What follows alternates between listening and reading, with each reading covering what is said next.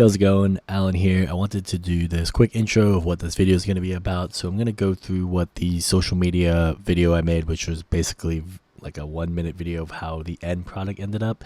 Then after that 1 minute, I'm going to go through both the song of kind of how to play it on Ableton live looping, and then also go a little bit into some of the editing process. So if you guys want to start making social media from this content, from your live looping content, hopefully this helps you.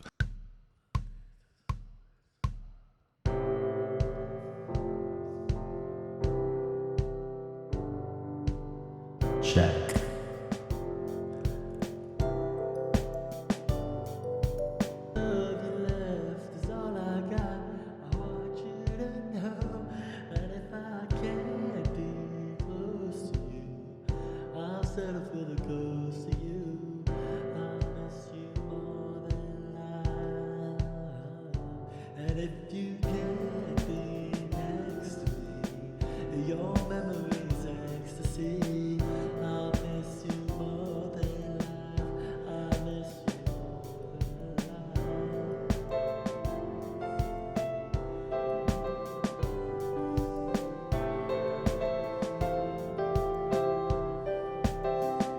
And if you can't be next to me, I'll settle for the ghost of you.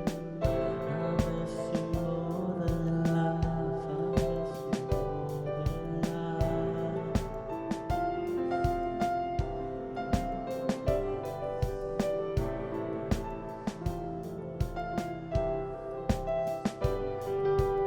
Can't be close to you.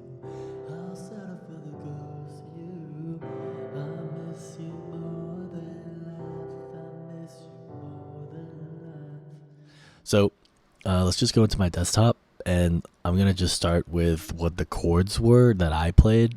In my video, I ended up playing transpose 2, and I didn't actually realize that, but I think it's kind of easier to play on a keyboard than the regular key, which is in B minor G D A. Depending on where you're at in playing piano, guitar, this is something you could do. So with that being said, it's a standard like 4 chords, which really help in the live looping process. And then I actually just didn't do these new chords. I actually couldn't really figure it out, so I just repeated this for the bridge. Now that being said, if you guys have seen some of my other videos, I think it's more helpful, instead of showing my video of it, to just show Ableton. So when you make a new click, you could tap the tempo. So if you, it helps for me to sing the song. It's like, can't be close to you, I'll settle for the ghost of you. And if you tap that when when clicking, you'll be able to get the tempo right. The first thing I usually make is the beat. So let me mute this. Where's my beat?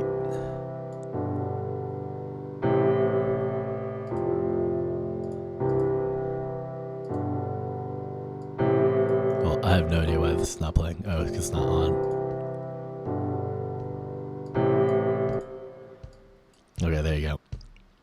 So now it's on, and you can see I just added a click. Some people want quantize. It depends on kind of how you're comfortable making music, but with the click on, it kind of sounds like this, and then you can turn it off and just have a simple beat. And then I just added these piano simple chords, like I mentioned, that go on the loop. So if you're not familiar with recording, there's other people making videos. The gist of it is that it records on the measure. So here, if I press record, you could see when it actually starts on screen visually. So you see that? So you kind of waited to get to the top of the measure to actually start recording.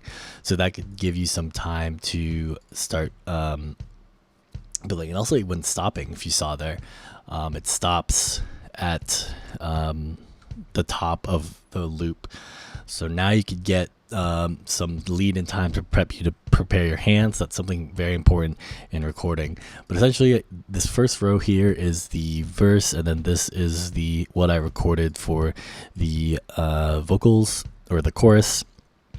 Just simple guitar, bells, pad for the bass, and then some reverbed harmonies or background noise. And so that's essentially what you get when recording. Feel free to change. You can see these are the instruments I use on Ableton Lite, which is free. And this is my acoustic set typically of how I'm making these songs. So yeah, going through that, I kind of just made this, that's how the video is played. I'm going to go now into kind of the social media creation. I just make video tracks, put text on top, and you just say what it is. And then if you record it, you could just add it, so you could add value, I think, to people watching on social media, hopefully from YouTube. I posted a version on Instagram. But yeah, that's about it. So,